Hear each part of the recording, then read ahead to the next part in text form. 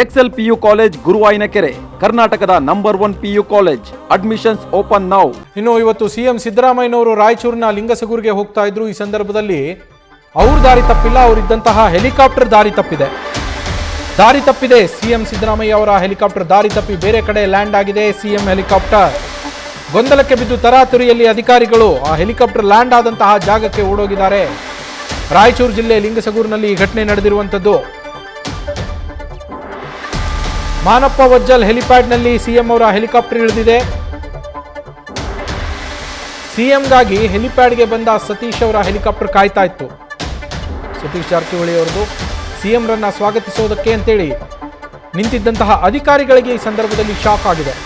ಯಾಕಂದ್ರೆ MLC ಶರಣಗೌಡ ಪುತ್ರನ ಮದುವೆಗೆ ಅಂತೇಳಿ ಸಿಎಂ ಅವರು ಅಲ್ಲಿಗೆ ಆಗಮಿಸಿದ್ರು.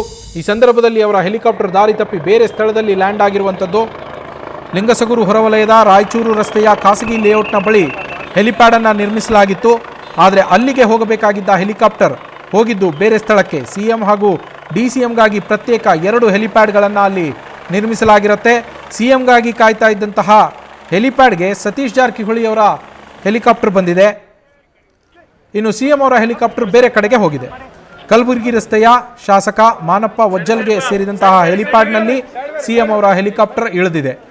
ಆದರೆ ಸತೀಶ್ ಜಾರಕಿಹೊಳಿ ಅವರ ಹೆಲಿಕಾಪ್ಟರ್ ಮತ್ತೊಂದು ಕಡೆಯಲ್ಲಿ ಇಳಿದಿದೆ. MLC ಶರಣಗೌಡ ಬಯ್ಯಾಪುರ ಪುತ್ರ ಅವರ ಮದುವೆಗೆ ಅಂತೇಳಿ CM DCM ಸಚಿವರ ದಂಡು ರಾಯಚೂರಿನ ಲಿಂಗಸಗೂರಿಗೆ ಆಗಮಿಸಿದೆ. ಈ ಸಂದರ್ಭದಲ್ಲಿ ಆಗಿರುವಂತಹ ಗೊಂದಲ ಇದು. ದಾರಿ ತಪ್ಪಿ ಬೇರೆ ಕಡೆಗೆ ಹೋಗಿ ಸಿಎಂ ಅವರ ಹೆಲಿಕಾಪ್ಟರ್ ಇಳಿದಿರುವಂಥದ್ದು.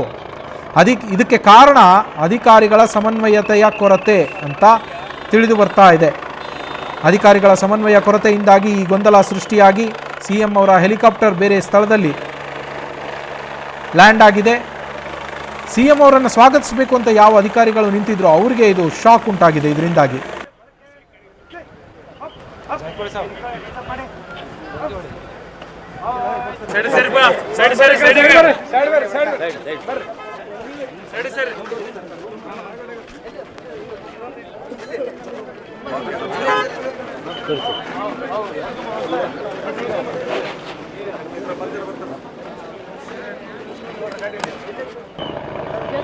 ನಮ್ಮ ರಾಯಚೂರು ಪ್ರತಿನಿಧಿ ಶ್ರೀಕಾಂತ್ ಫೋನ್ ಸಂಪರ್ಕದಲ್ಲಿದ್ದಾರೆ. ಶ್ರೀಕಾಂತ್, ಆಕ್ಚುಯಲ್ ಆಗಿ ಇಲ್ಲಿ ಆಗಿದಂತಹ ಗೊಂದಲ ಏನು? ಯಾರು ಎಡವಟ್ಟು ಮಾಡಿದ್ದು? ಯಾರು ಇದಕ್ಕೆ ಹೊಣೆ?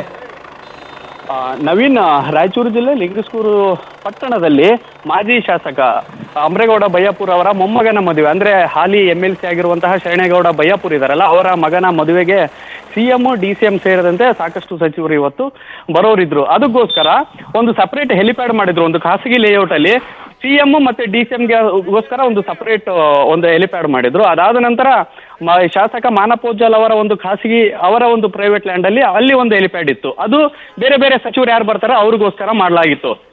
ಇಂತಹ ಒಂದು ಸಂದರ್ಭದಲ್ಲಿ ಏನಾಗುತ್ತೆ ಅಂದ್ರೆ ಫಸ್ಟ್ DCM ಅವರ ಒಂದು ಹೆಲಿಕಾಪ್ಟರ್ ಬರುತ್ತೆ. ಅದಾದ್ಮೇಲೆ ಅವರು ಮದುವೆಗೆ ಹೋಗಿ ಮದುವೆಗೆ ಹೋಗಿ ವಾಪಸ್ ಬರ್ತಾರೆ. ಅದಾದ ನಂತರ ಅಟ್ ಎ ಟೈಮ್ ಸೇಮ್ ಟೈಮ್ಗೆ CM ಮತ್ತೆ ಸಚಿವ ಲೋಕೋಪಯೋಗಿ ಸಚಿವರಾಗಿದ್ದಂತಹ ಸತೀಶ್ ಜಾರಕಿಹೊಳಿ ಅವರ ಇಬ್ಬರ ಹೆಲಿಕಾಪ್ಟರ್ ಅಟ್ ಟೈಮ್ ಬರುತ್ತೆ. ಬಂದಾದ್ಮೇಲೆ ಇಬ್ರು ಪೈಲಟ್ಗಳು ಕನ್ಫ್ಯೂಸ್ ಆಗಿ CM ಇಳಿಬೇಕಾಗಿದ್ದಂತಹ ಒಂದು ಹೆಲಿಪ್ಯಾಡ್ಗೆ ಸಚಿವ ಇವರ ಜಾರಕಿಹೊಳಿ ಅವರ ಒಂದು ಹೆಲಿಕಾಪ್ಟರ್ ಬಂದು ಲ್ಯಾಂಡ್ ಆಗುತ್ತೆ. CM ಅಲ್ಲಿ ಲ್ಯಾಂಡ್ ಆಗ್ಬೇಕಾಗಿತ್ತಲ್ಲ, ಆದ್ರೆ ಸತೀಶ್ ಜಾರಕಿಹೊಳಿ ಅವ್ರದ್ದು ಲ್ಯಾಂಡ್ ಆಗುತ್ತೆ.